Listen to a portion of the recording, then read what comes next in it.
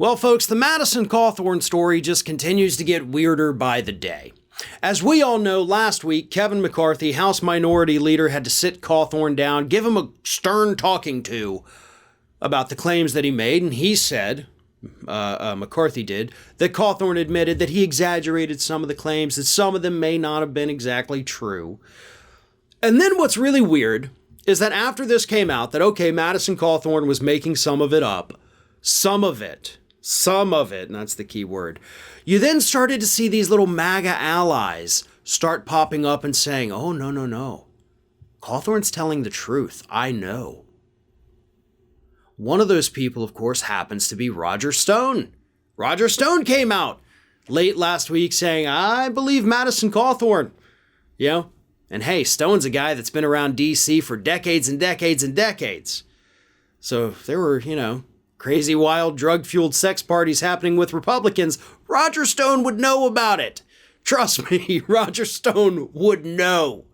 Wouldn't put it past him to be the one to, kind of get those things going, right? But then, after that, you had this former MAGA candidate, Lauren Witzke, come out on the Stu Peters show late last week, where she said that Cawthorn is, in fact, telling the truth.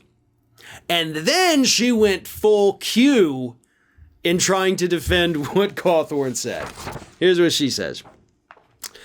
We will never know who was on that list. And we know that there was seated representatives on that list. The most powerful people in the world were buying a service from Jeffrey Epstein.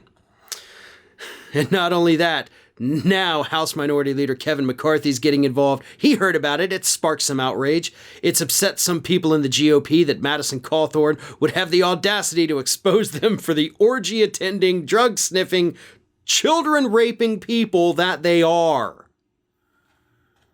Okay, you know what? You've crossed a line here, right? Can we all agree on that?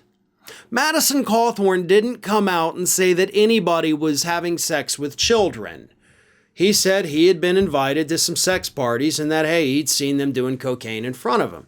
And as I've repeatedly said, if this is nothing more than consenting adults engaging in this kind of sexual activity, there's literally no problem with that. Honestly, it's none of our business. Republicans are the ones who want to make people's sex lives their business. I don't care. I don't care if, Republicans and Democrats get together and do this every evening after Congress adjourns. Whatever. Have your fun, right? You've earned it. You work hard, you play hard. You don't work hard.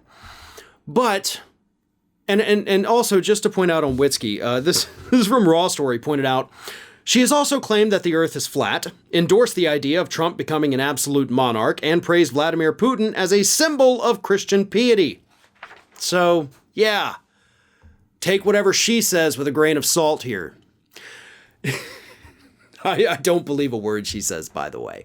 But what I do love is that these people are keeping this issue alive. We know that Republicans in D.C. are pissed off about this.